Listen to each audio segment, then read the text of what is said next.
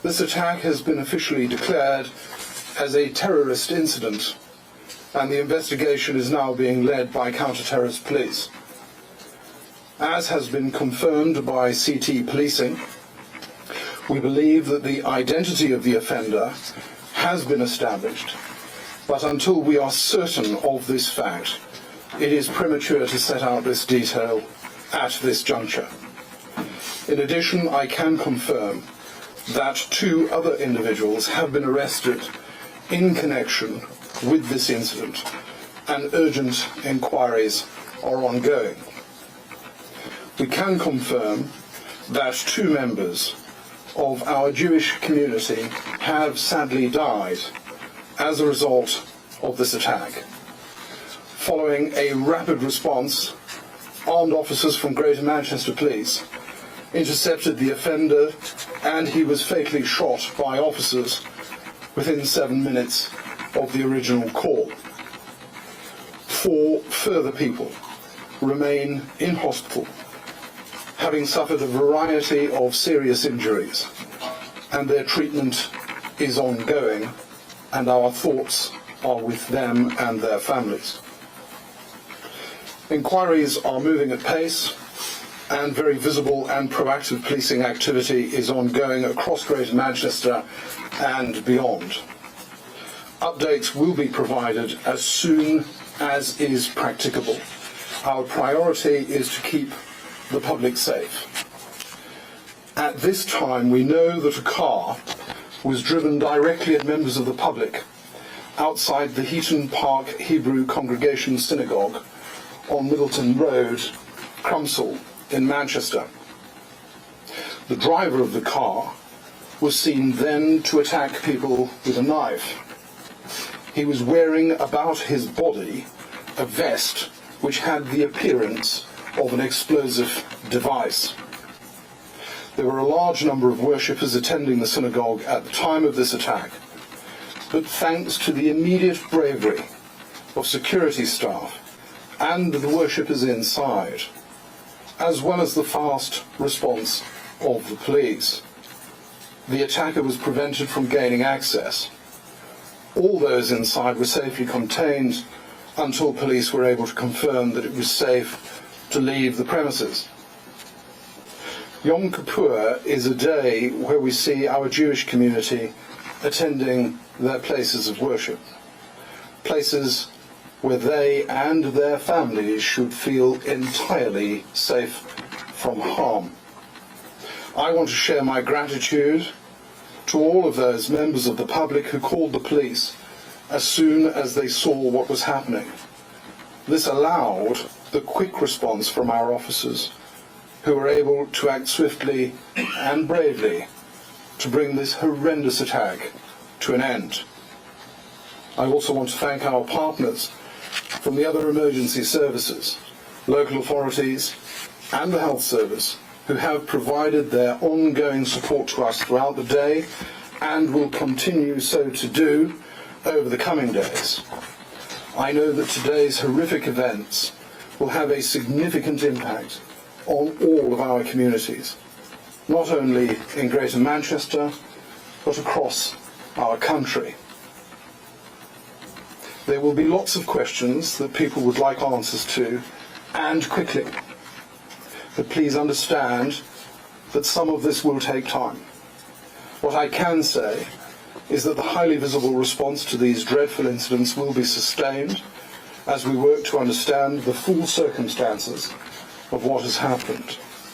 I know that you will all join me in keeping those directly affected by what has happened in our thoughts and prayers. There are grieving families and communities at the heart of this, in Greater Manchester and beyond.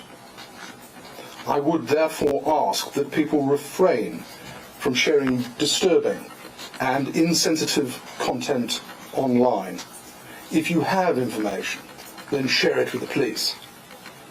We stand with all of those affected and will continue to do everything in our power to keep our communities safe. I thank you. It's a road that we've been travelling on for some years, and indeed I was just going back through some bits and pieces on anti-Semitic terrorism in Greater Manchester, and there was a terror plot targeting local Jews way back. 2 people were convicted in 2012, so this certainly predates 7/10. We've, I think, got a reaction from others, and indeed one that I would echo, that whilst this is shocking and horrific, the one thing it is not is a surprise. I'm now here in 10 Downing Street, obviously come back from the Labour conference, all that's been forgotten from earlier this week. He arrived moments ago looking ashen-faced, grim-faced. Questions were shouted to him. How will you reassure the Jewish community? How will you keep Synagogue safe? He didn't look or respond or pose for a photograph. Straight in, head down, with National Security Advisor Jonathan Powell. Also in the meeting, we think, is the Assistant Commissioner from the Met Police, Lawrence Taylor. He gave that statement live on GB News within the last half an hour. And we think Steve Reed, who of course is the Community Secretary, we think he's entered via 70 Whitehall on Whitehall to the Cabinet Office. They're all going down to a room called Cabinet Office Briefing Room A. That's why it's called Cobra.